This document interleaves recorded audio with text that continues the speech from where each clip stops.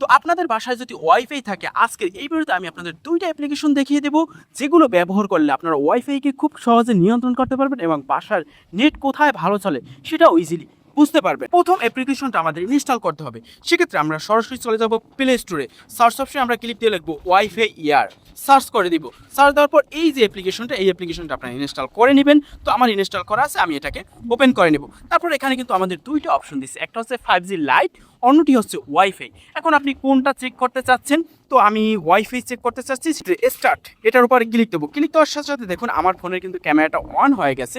প্রথমে কিন্তু এই অ্যাপ্লিকেশনে আমার বাসাটাকে একবার দেখাতে হবে। তো আমি দেখাই নিব বাসাটা। আমি বাসার চারপাশে ঘুরতে আসি, দেখুন আমাকে এখানে ম্যাপের মতো দেখাচ্ছে আমি কিভাবে কি ঘুরতে আসি এবং কোন জায়গায় কীরকমের নেট সেটা কিন্তু এই ম্যাপে দেখা যাচ্ছে। এরপর অটোমেটিক উঠে যাবে। তো আমি বাসাটা দেখাইলাম, এখন কিন্তু অটোমেটিক চলে আসবে যে কোন জায়গায় নেট কীভাবে চলে।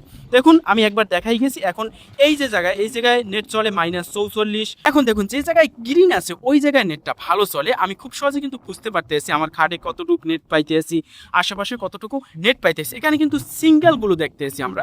এখন আপনারা চাইতে আছেন যে আমরা অন্য কিছু চেক করব, যেমন পিং চেক করবো, যেটা গেমিংয়ের জন্য বেস্ট।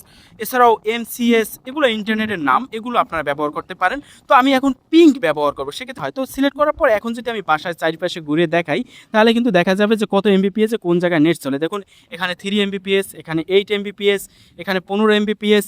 তো ইজিলি কিন্তু এভাবে আপনারা চেক করে নিতে পারেন কোথায় কত MBPS চলে, এবং যে জায়গায় ভালো নেট চলে সেই জায়গায় বসে আপনারা মুভি ডাউনলোড দিতে পারেন অথবা গেমিং করতে পারেন, যার যেটা ভালো লাগে।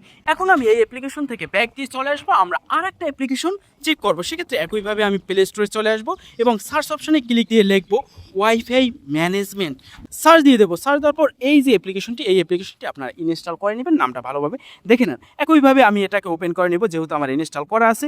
ওপেন করার সাথে সাথে একদম লোড নিয়ে চলে আসবে। এখানে স্টার্ট দিয়ে দেবো। আপনারা চাইলে লোকেশন অ্যালাউ করতে পারেন এবং না চাইলে না।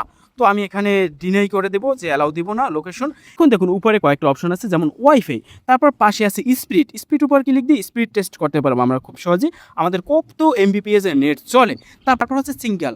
তো এখানে ক্লিক দিলে দেখা যাবে আমাদের ওয়াইফাই এর যে পার্সেন্টেজটা সেটা কত আছে। দেখুন আমার যে সিঙ্গেলটা পাইতে আছে মোবাইলে, সেটা হচ্ছে আমার ওয়াইফাই এর যে নেট আছে তার 36% পাইতে আছে। এখান থেকে যদি আমি রাউটারে আরও কাছে যাই, তাহলে আমার নেট কিন্তু সিঙ্গেলটা আরও বেশি বাড়বে। তারপর হচ্ছে টুলসের উপর ক্লিক দিলে কিন্তু এখানে আরও কিছু কাজ করা যায়, যেমন পিং চেক করা যায়, রাউটার সেটিং আছে, যাবতীয় তথ্য আছে।